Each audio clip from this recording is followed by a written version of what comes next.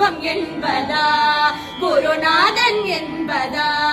என்னை பார்த்து பார்த்து வளர்வதனால் அன்னை என்பதா உன்னை கடவுள் என்பதா கருணை வடிவம் என்பதா உன்னை கடவுள் என்பதா கருணை வடிவம் என்பதா ஐயா ஞானதானம் தந்த உன்னை தந்தை என்பதா ஐயா ஞானதானம் தந்த உன்னை தந்தை என்பதா உன்னை தெய்வம் என்பதா குருநாதன் என்பதா என்னை பார்த்து பார்த்து வளர்ப்பதனால் அன்னை